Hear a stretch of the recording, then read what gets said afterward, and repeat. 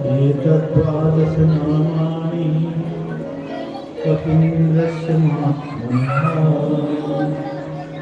प्रातःकाले पुरुषे च रात्रकाले च यः पठेत् तस्य रोगभयं नास्ति सर्वत्र विजयी भवेत्। रागद्वारे भुवरे च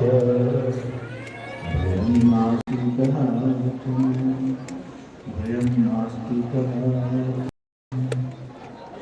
श्री हनुमान जी महाराज वाला सरकार, साला सर वाला सरकार, संत भगवान की जय, भक्त भगवान की जय। प्रभु कृपा से इस स्थान पर श्री श्री शास्त्री जी के आशीर्वाद से संतों का संग आप सभी भक्तजनों को प्राप्त हो रहा है। ऐसे भक्त भगवान के भक्त आप सभी को प्राप्त हुए हैं, जो कि प्रभु कृपा से ऐसे भक्त भगवान के प्राप्त होना यह प्रभु कृपा ही है। बिना हरि की कृपा से संत संग, भक्त का संग प्राप्त नहीं होता है।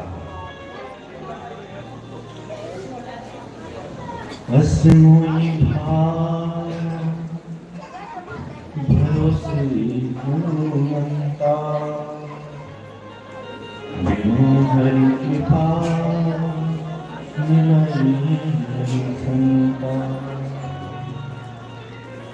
बिना श्री हरि की कृपा से संत नहीं मिलते हैं। भगवत कृपा प्राप्त भक्त नहीं मिलते हैं। जिन्होंने भगवान को सब कुछ मान लिया कि मेरे भगवान ही सब कुछ। देखो, हम लोग दुनिया को अपना मानते हैं, रिश्तेदार अपने हैं, लेकिन एक समय ना तो दुनिया आपकी बनती है, ना तो रिश्तेदार आपकी बनते हैं। भगवान ही एक समय आपके काम आते हैं। जिस समय सभी छोड़ देंगे साथ आपका, उस समय भगवान ही आपके हितैषी बनेंगे, आपको उस दुख से उभार के बाहर निकाल देंगे।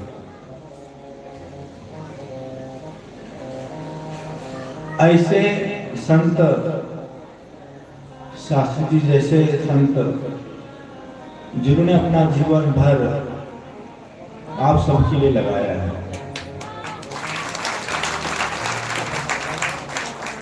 संपूर्ण जीवन समाज के लिए लगा दिया है।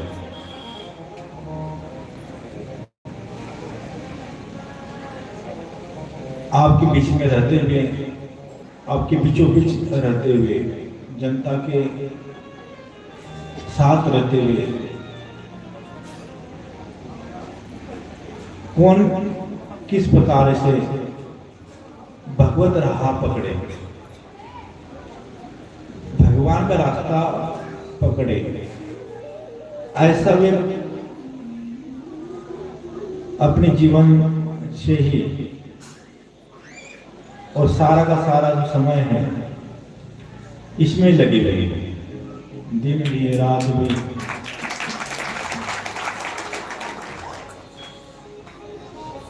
देखो ये सच्चाई है, ये सत्य है, और ये सत्य कोई छुपा हुआ सत्य नहीं है, प्रकट है, जग जाहिर सत्य है। भक्तों का जीवन ही जग जाहिर होता है। लोगों को पता होता है कि ये जो भक्त है, ये जो संत है, हमारे लिए तो काम कर रहे हैं, फिर भी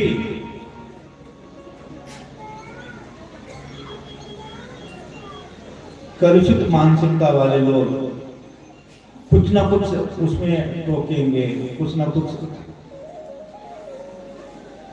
कमी निकालेंगे, क्योंकि उनकी मानसिकता ही ऐसी है। तो जो संत होते हैं वो नहीं देखते कि हमें कौन क्या कह रहा है, हमें कौन क्या बोल रहा है, वो भी लगे रहते हैं।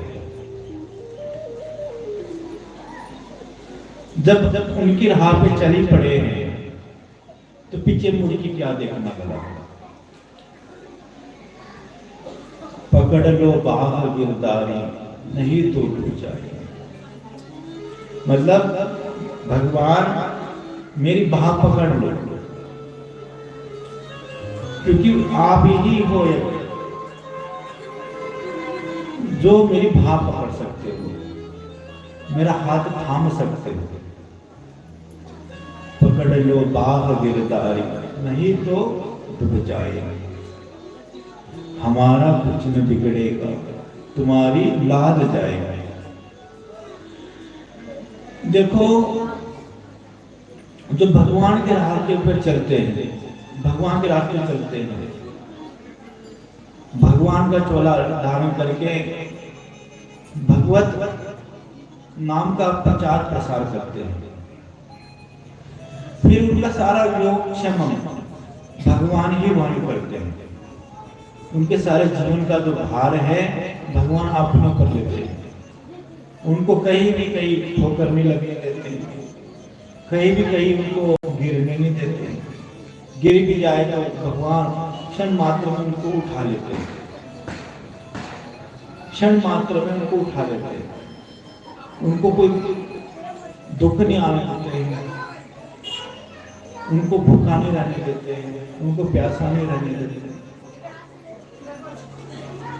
उनकी हर एक समय उनकी लज्जा भगवान रखते हैं, उनकी इज्जत भगवान उनकी रक्षा करते हैं। लज्जा की रक्षा करते हैं भगवान, इज्जत की रक्षा करते हैं, क्योंकि छोड़ ही दिया भार। भगवान इस जीवन का भार तो आपकी चरणारविंद में अर्पण कर बैठे हैं। अब आप ही हो जो हमारे खेवनहार हो, नैया को पार लगाने वाले आप ही हो। आपके सिवा मेरी नैया भरा आप कौन पार लगाए? मैं तो डूब जाऊंगा, खुद के बल पर पार होना चाहूंगा तो नहीं हो सकूंगा, डूब सकता हूँ। आप ही मेरे गुरु हो, आप ही मेरे तारणहार हो, खेवनहार आप हो। देखो, इस कलयुग में बड़ा कठिन है। इस कली काल में, आज के युग में, समाज में रहते हुए, जनता के बीचों बीच रहते हुए अपने चोले को दाग न लगने देना बहुत कठिन काम है आज के युग में। भगवान को ही पता होता है कि इनके चोले में कोई दाग नहीं है, क्योंकि बाहर से तो चोला आपको दिखाई देगा, लेकिन अंदर में चोला कैसा है वो आपको नहीं दिखाई देता है, आप उसको देख नहीं सकते, तो वो भगवान ही देख सकते। बाहर का तो जो चोला है हम धारण करते हैं, बाहर का जो भी चरित्र है, ये तो जिस प्रकार से हम रंगेंगे, जिस प्रकार से दिखाएंगे, तो वैसे ही लोग देखेंगे। यदि अंतर से उस प्रभु के लिए जिस प्रकार से मेरा ने सतु भाई ने जना भाई ने अंतर से चुरा रखा है, अंतर से रंग रही हुई भक्तानी है। बाहर में जो मतलब इसको ही बोलेगा, कोई कान तक आवाज जाएंगे आपके इस पर्दे तक, कोई आपकी बुराई करेगा, पीछे बुराई करेगा, फिर कोई सुनाएगा कुछ न कुछ माध्यम से इसने आपकी बुराई करी, फिर एक पर्दे तक आवाज आती है, फिर मन में भी जाती है। तो ये लेकिन आत्मा तो सबसे अलिप्त है ना, हमारा जो आत्मा हम जो है सबसे अलिप्त है, सबसे अलग है, वाक्य कोई नहीं पूछ सकता। सही मायने में भगवान ही भक्त का अंगी संगी है। भगवान ही सही मायने में हमारा जो सच्चा जो दोस्त है भगवान है, सच्चा कोई मित्र है तो भगवान है, सच्चा कोई रिश्तेदार है तो भगवान है।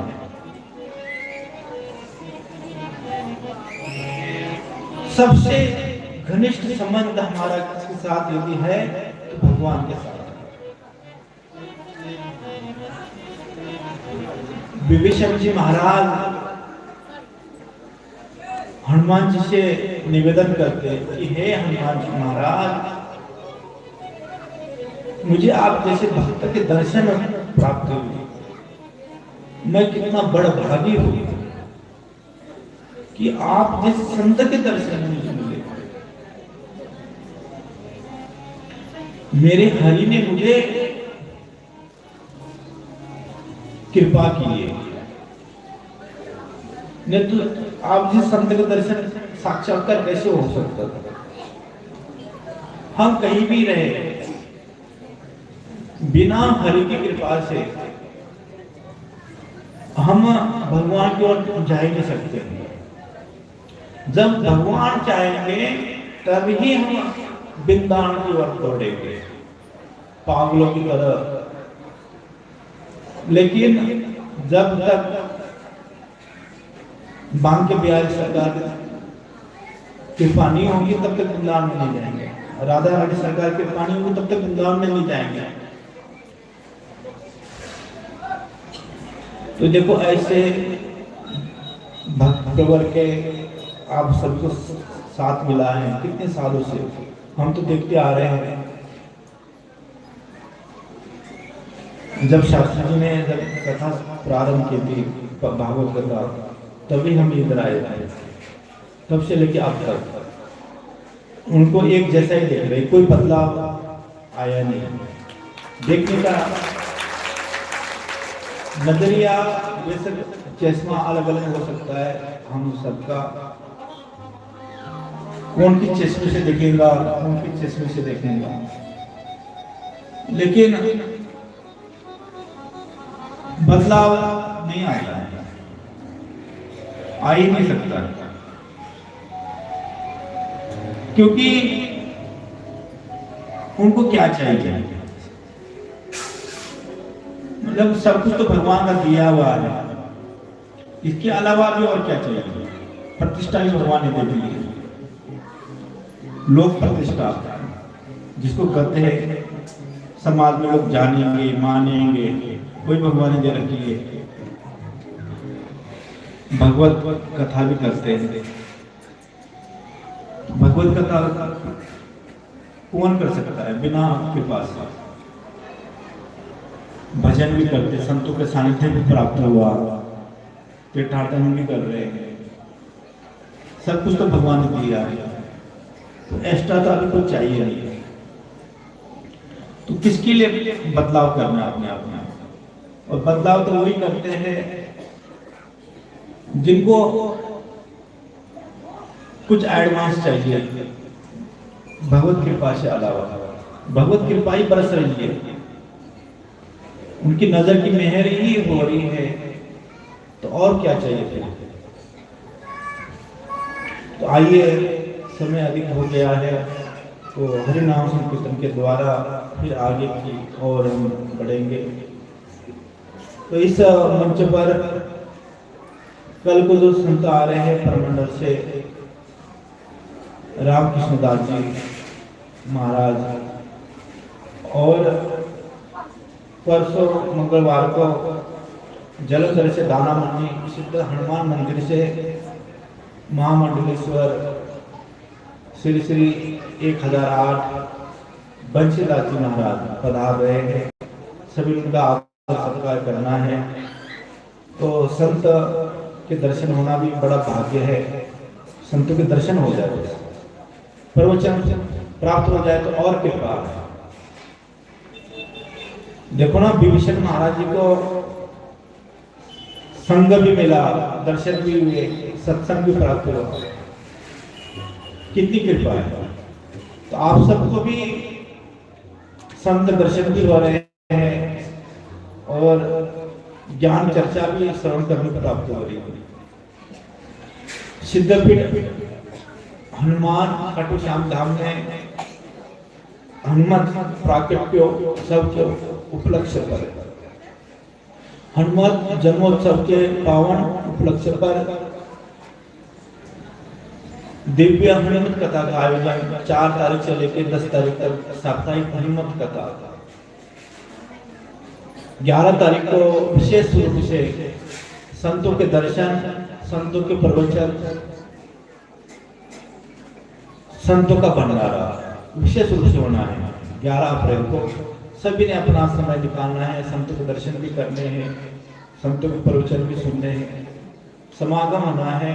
और पूरे जम्मू भर के संत पधारे हैं, कटवा से, जम्मू से और अयोध्या से भी संत आएंगे, उसमें पंजाब से भी संत आएंगे। और 12 अप्रैल को हनुमत जन्मोत्सव के पावन उपलक्ष्य पर दिव्य सुंदरकांड का संगीतमय पाठ श्याम परिवार हनुमानगढ़ से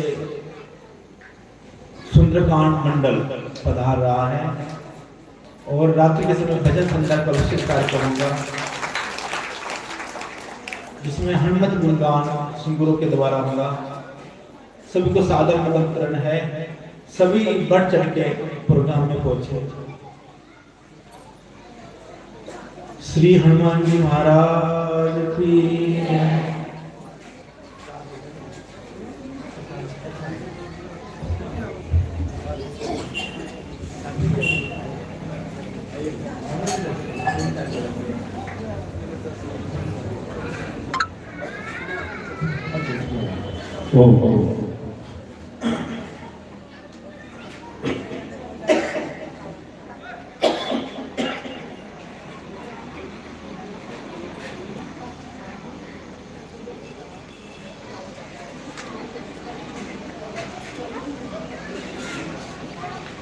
श्री सीताराम भगवान की जय।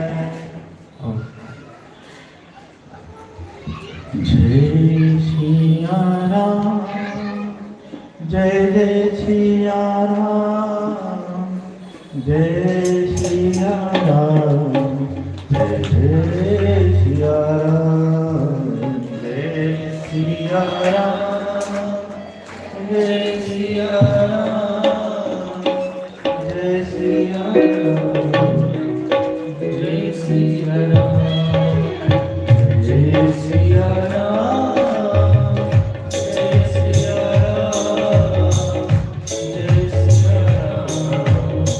जय सिया राम, जय सिया राम, जय सिया राम, जय सिया राम, जय सिया राम।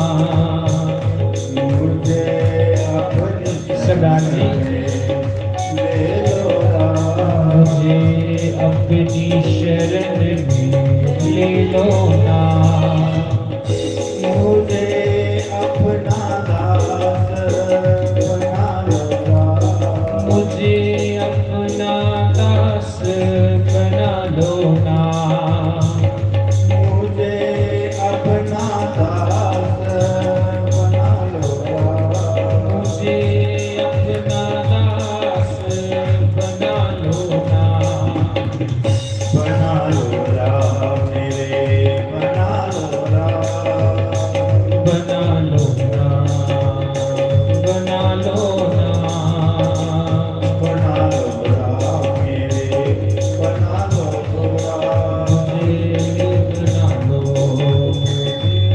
बना लो, मुझे अपनी शरण में ले लो रा, मुझे अपनी शरण में ले लो ना, मुझे अपनी शरण में ले लो रा, मुझे अपनी शरण में ले लो राम, ले लो रा, ले लो रा, ले लो राम, ले लो राम, ले लो रा, ले लो रा, ले लो राम, ले लो राम, मुझे अपनी शरण में ले लो राम, मुझे अपनी शरण में ले लो राम, मुझे अपनी शरण में ले लो रा, मुझे अपनी शरण में ले लो राम, जय सिया राम, जय सिया राम, बोलो जय सिया राम, जय सिया राम,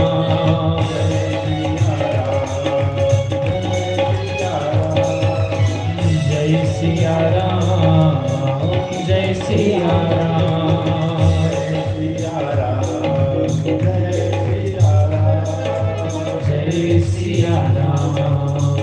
जय सिया राम,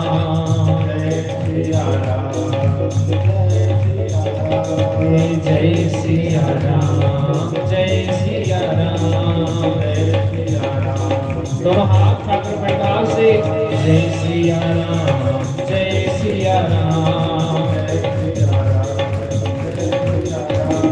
जय सिया राम, जय सिया राम, बोलो जय सिया राम, जय सिया राम, जय सीताराम, जय सीताराम,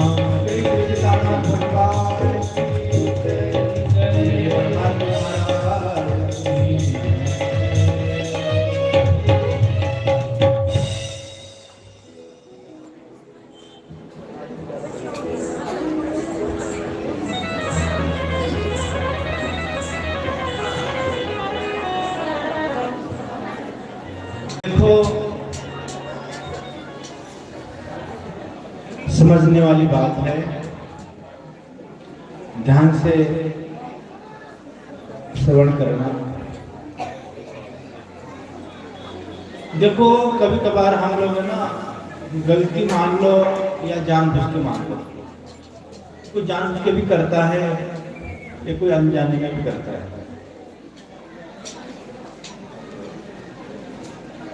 दूसरों की बुराई, दूसरों के अंदर दोष देखना, गलती से आप करते होंगे हमको पता, या जानबूझ के भी करते होंगे हमको पता। ये आपके वैचारिकता के ऊपर निर्भर करता है कि आपका विचार अंदर से कैसा है।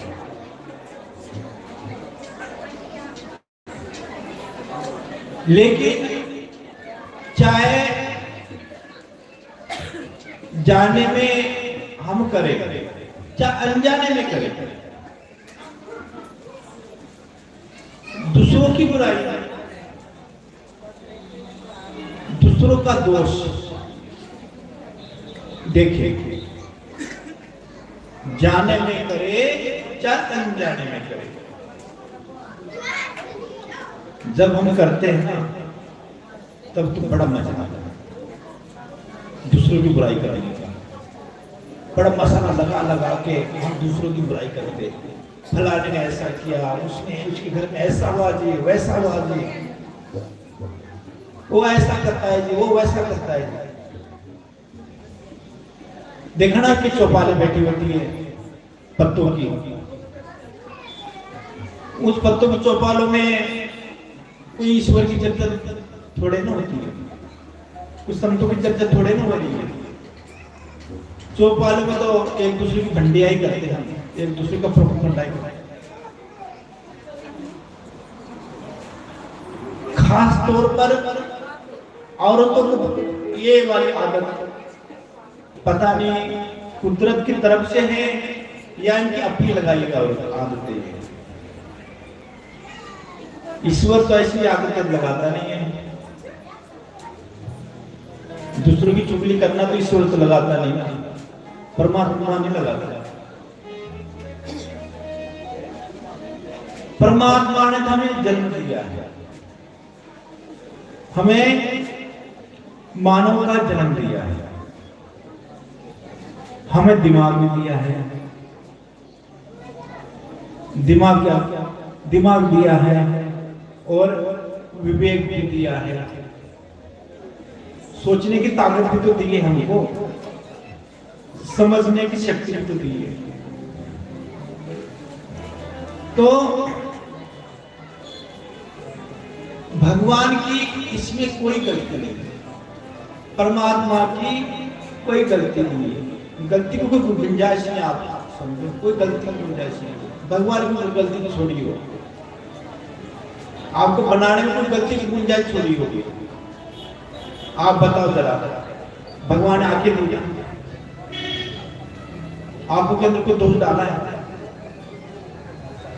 वो तो आप कैसा देख रहे हो आगे वाले को, वो आपके ऊपर डिपेंड है। आप कैसा सुन रहे हो कानों से, वो आपके ऊपर निर्भर है। दिमाग से आप कैसा सोच रहे हो दूसरे के ऊपर, वो आपके ऊपर निर्भर है। भगवान ने सब कुछ दे दिया, प्रकृति ने कोई गुंजाइश नहीं छोड़ी है। परिपूर्णता से शरीर की संरचना करी है। फिर हम कालय कर्मय ईश्वरीय मिथ्या दोष लगाए, बिना कारण ही दोष लगाते फिरते। गलती हम अपनी नहीं सोचते कि हमने कोई गलतियां भी करी है। हमारे काम कुछ ऐसे थे जिसके कारण हमको थप्पड़ पड़ रही है। देखो कर्म का विधान बड़ा विचित्र है, समझ से परे है, आप नहीं समझ पा सकते। जो समझ गए वो निराले हो गए, जो समझ गए वो निराले हो गए, दुनिया से अलग हो गए। कर्म का क्षेत्र बड़ा विचित्र है। घूम फिर के ना थप्पड़ हमारे गाल पे पड़ती है, घूम फिर के थप्पड़ हमारे गाल पे पड़ती है, उधर ही आता है घूम फिर के। और जब थप्पड़ पड़ती है ना, बड़ा कुछ याद आता है। फिर हम रोते हैं, पछताते हैं। हाथ सर, जो हाथ सर पे लेके पटकते हैं, हाय रे करते हैं, हाय हाय मस्ती।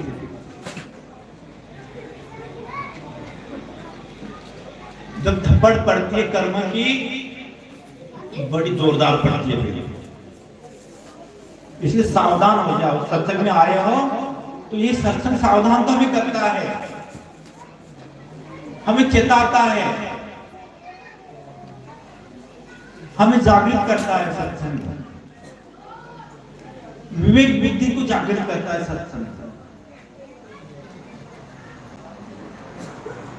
सत्संग मिलता है भगवत कृपा से, राम की कृपा से, हरि की कृपा से, प्रभु की कृपा से मिलता है,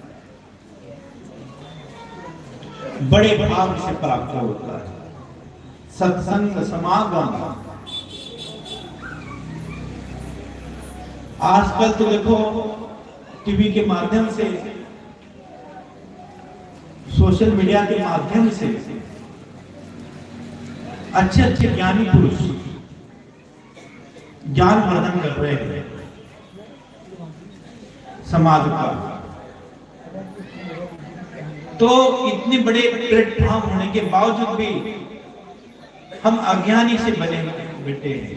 सत्संग कितनी बार सुनते हैं, तब भी हम अज्ञानी से बने बैठे हैं, मूर्खों जैसा बर्ताव करते हैं।